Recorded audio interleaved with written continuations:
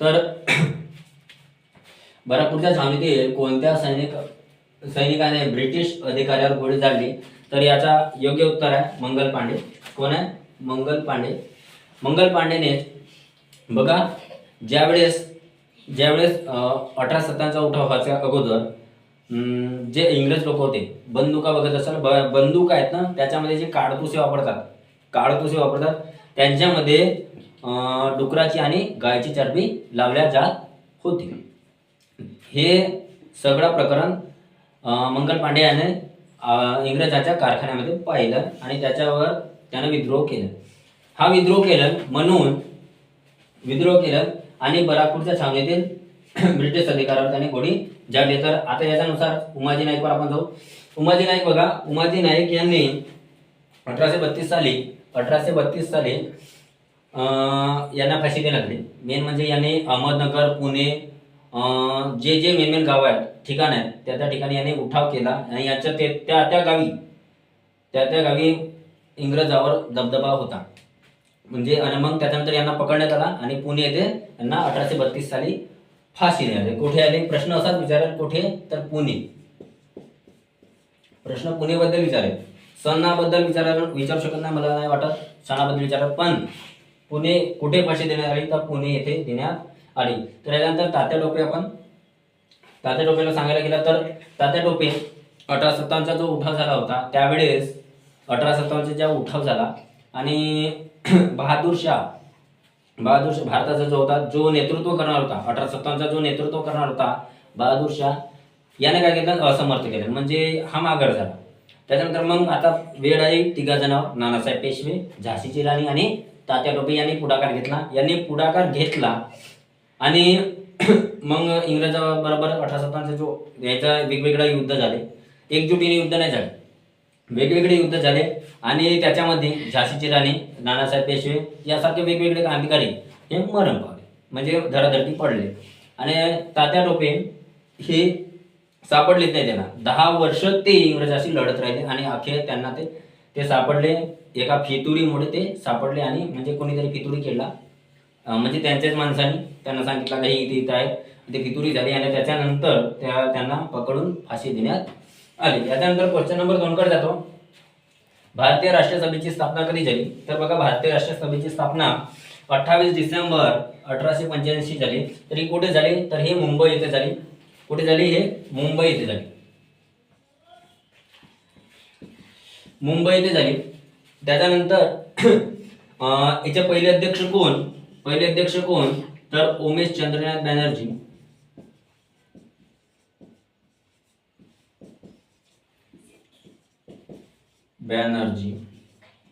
उमेश चंद्रनाथ बॅनर्जी हे कोठचे होते? कोलकाताचे नामवंत वकील होते. कोठचे होते? हे कोलकाताचे नामवंत वकील होते. तर बघा 28 डिसेंबर 1885 साली हे कुठे झाले होते बाबा? हे कुठे झाले होते? तर गोकुळदास तेजपाल या संस्कृत शाळेमध्ये, गोकुळदास तेजपाल या संस्कृत शाळेमध्ये यांची मुंबईमध्ये पहिली सभा भरली होती. याच्यामध्ये वेगवेगळ्या राज्यातले म्हणजे 72 राज्याचे प्रतिनिधी आले होते. 72 प्रतिनिधी होते. राज्य नाही, 72 प्रतिनिधी होते. वेगवेगळ्या प्रांतातील, राज्यातील नाही, प्रांतातील 72 प्रतिनिधी होते. तर याच्यानंतर क्वेश्चन नंबर 3 कडे जाऊ. तर बघा प्रश्न क्रमांक 3, कोण शेवटचा गव्हर्नर जनरल व पहिला व्हायसरॉय ठरला? तर बघा याचं योग्य उत्तर आहे लॉर्ड कॅनिंग. 1857चा जो उठाव झाला, 1857च्या उठावानंतर इंग्लंडची राणी हिने पार्लमेंटच्या सभेमध्ये ईस्ट इंडियाची कंपनी होती, जे ईस्ट इंडिया कंपनी पासून 1857चा उठाव झाला, ते ईस्ट इंडिया कंपनी बंद केलं. म्हणजे तिची जे राजवट आहे ते बंद केलं. ते राजवट बंद केलं आणि मग त्याच्यानंतर गव्हर्नर जनरल हा पद बदलला. म्हणजे शेवटचा गव्हर्नर कोण? तर लॉर्ड कॅनिंग. आणि पहिला त्याच्यानंतर मग व्हायसरॉय हे पद चालू केलं. तर पहिला व्हायसरॉय कोण? तर पहिला व्हायसरॉय लॉर्ड कॅनिंगच हा आहे. तर त्याच्यानंतर तर आपण आता ते पण बाकीचं सांगू देतो. हे आपण मागच्या व्हिडिओमध्ये सांगितलेलं आहे. तर लॉर्ड डलहौसी कशाबद्दल आहे? तर लॉर्ड डलहौसी विधवा पुनर्विवाह. ठीक आहे. विधवा पुनर्विवाह. त्याच्यानंतर नॉट बेटिंग काय, सतीबंदीचा कायदा, सतीबंदी कायदा.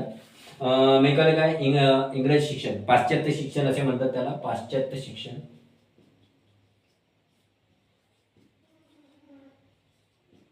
पाश्चात्य शिक्षण संस्था त्यांनी चालू केलं, म्हणजे आपल्या भारतामध्ये शिक्षण चालू केलं. तर बघा प्रश्न क्रमांक 4 मध्ये जाऊ. प्रश्न क्रमांक 4 असा आहे, छत्रपती शिवाजी महाराजांवर 1869 साली कोणी पोवाडा लिहिला? 1869 साली कोणी पोवाडा लिहिला? तर बघा, लोकमान्य टिळक तर नाही लिहू शकत, यांनी काय लिहिला? गीता रहस्य लिहिला. रवींद्रनाथ टागोर नाही, सगळ्यांना माहिती आहे रवींद्रनाथ टागोर यांनी काय लिहिलंय. तर महात्मा ज्योतिबा फुले यांनी छत्रपती शिवाजी महाराजांवर 1869 साली पोवाडा लिहिला. गीता सुब्रमण्यम नाही, काय उत्तर, फक्त महात्मा ज्योतिबा फुले. यानंतर प्रश्न क्रमांक 5 वर जाऊ. प्रश्न क्रमांक 5 खूप आणि खूप सोपे आहेत. तुम्ही फक्त नीट लक्ष द्याल तर यावेळेस आपण पास होणारच. कारण आपण हे असे प्रश्न आहेत, हे रिपीट होतात. हे मागच्या आता 2018-19 हे आलेले आहेत, हे प्रश्न आलेले आहेत, हे डबल रिपीट होतात. म्हणून काय करायचं, जे डबल रिपीट होतात त्याच्या ते डबल वाचत जायचं, आणि त्याचा आपला सराव होते. वाचत गेला तर सराव होतो, आणि जेवढा जास्त आपण सराव केला तेवढा जास्त फायदा आपला. आणि हे प्रश्न तुम्हालाच आहेत असे नाही, हे MPSC वगैरे त्या मुलांना पण आहे, जे आता पोलीस भरती करतात त्यांच्यासाठी पण आहे, त्यांना पण हे उपयोगी पडणार आहेतच. हे तुमच्यासाठीच नाही, हे तुमचा जो आहे ना हा शेवटचा गव्हर्नर जनरल, हे गव्हर्नर जनरलवर आता पण पोलीस भरतीला येतात, MPSC UPSC यासारख्या परीक्षेमध्ये हे येतच राहतात. म्हणून हे तुम्ही आतापासून पाठ ठेवा, आणि आता चांगल्या अभ्यासाला लागा. कारण आपल्या जर फक्त 1 महिना बाकी आहे, आपला पेपर आता जवळ आले, म्हणून आपण जेवढा जास्त जोमात आपण तयार करू तेवढा जास्त जोमात करा. कारण हे एकदाच संधी येते, डबल येत नाही. कारण 8वी गेली का आठवतच नाही, मग 8वी गेली की आठवतच नाही का परीक्षा होणार आहे का. म्हणजे मग मग तुम्ही सोचा, अभ्यास केला असतो तर पास झालो असतो, तर मस्त पैसे भेटले असते, स्कॉलरशिप भेटली असती. तर आपण स्कॉलरशिपसाठी नाही शिकत आहोत, आपण नॉलेजसाठी शिकत आहोत. आपण काय शिकतो? Knowledge is very important. Knowledge महत्त्वाचं आहे. अगर आपण ही नॉलेज आतापासून घेऊन घेतलं ना, तर आपल्या समोरच्या ज्या परीक्षा आहेत ना त्याच्यामध्ये खूप महत्त्वाचं आहे होईल. तर याच्यानंतर काही वेळ न करता क्वेश्चन नंबर 5 वर जाऊ. तर बघा, प्रश्न क्रमांक 5, खाली दिलेल्या विधानांशी संबंधित नेता ओळखा. आपल्याला नेता ओळखायचे कोणाहून, अशा प्रकारचे प्रश्न मागील पेपरामध्ये आलेले आहेत. तुम्ही बघून घ्या. तर बघा, हे तेथूनच घेतलेत क्वेश्चन, बरेचसे जे क्वेश्चन घेतो मी त्याचेच घेत आहेत, आणि जे आता डबल रिपीट होऊ शकतात तेच घेत आहेत. तर बघा, ते अमळनेर मिल कामगार युनियनचे अध्यक्ष होते. कोण होते ते आपल्याला ओळखायचे. पंढरपूर मंदिर दलितांसाठी खुले करावे हे म्हणून त्याने उपोषण केले. असे व्यक्ती कोण? तर याच्यानंतर आपल्याला ओळखायचं. तर असे व्यक्ती कोण? तर असे व्यक्ती आहेत आपले लाडके सगळ्यांचे. कोण? तर साने गुरुजी. कोण? साने गुरुजी यांनी 1938 साली जे पूर्व खानदेशामध्ये अतिवृष्टी झाली होती, पीक बुडाले होते, त्यांच्याशी नाही का, त्यांच्या जो शेतसारा होता तो माफ करण्यासाठी अनेक जागेमध्ये नाही का त्यांनी सभा घेतल्या, वेगवेगळ्या जागेमध्ये सभा घेतल्या, कलेक्टर ऑफिसपर्यंत मोर्चे घेऊन गेले. तर बघा, असे आपले साने गुरुजी होते. तर बघा, नारायण मेघाजी लोखंडे. बघा, आपण पर्याय पण बघू काय काय. तर कोणत्या पर्यायाबद्दल काका होतो. तर बघा, नारायण मेघाजी लोखंडे हे काय आहे तर बघा, हे भारतीय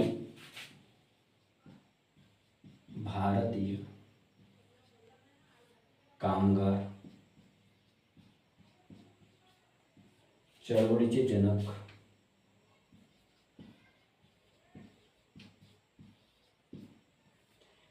म्हणून याला ओळखतात. भारतीय कामगार चळवळीचे जनक म्हणून यांना ओळखतात. यांना म्हणजे जे कामगार लोक होते ना त्यांच्याविषयी बहुतच चांगले काम करत, त्यांच्याविषयी एवढं काम त्यांनी केलं का भलतेच. तर बघा, यांच्यापासूनच यांच्यापासून आपल्याला रविवारची सुट्टी, कामगारांना जे रविवारची सुट्टी पाहिजे ना ती यांच्यापासून मिळाली 10 नोव्हेंबर, नाही 10 जून 1890 पासून. 1890 पासून आपल्याला रविवारची सुट्टी मिळणं चालू झालं. म्हणजे यांच्यापासून यांनीच केलं ते. तर बघा अधिक यांच्याबद्दल याच्याबद्दल अधिक नंतर सांगू. बघा खूप साऱ्या गोष्टी यांच्याबद्दल. हे बॉम्बे मिल हँड्स, बघा बॉम्बे सांगूनच येतो, बॉम्बे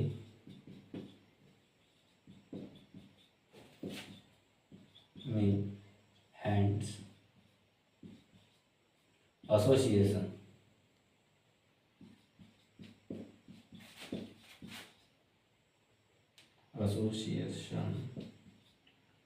असोसिएशन ही कामगाराची नाही का, ही कामगाराची, हे गिरणी कामगार आहेत.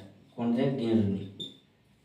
गिरणी कामगाराची संघटना यांनी स्थापन केली. गिरणी कामगाराची संघटना यांनी स्थापन केली.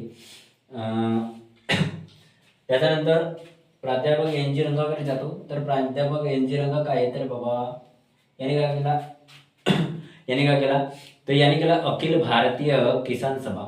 यांनी काय केला? अखिल भारतीय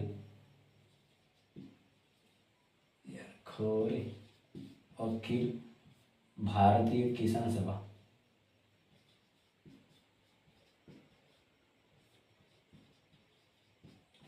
स्थापन नाही केला.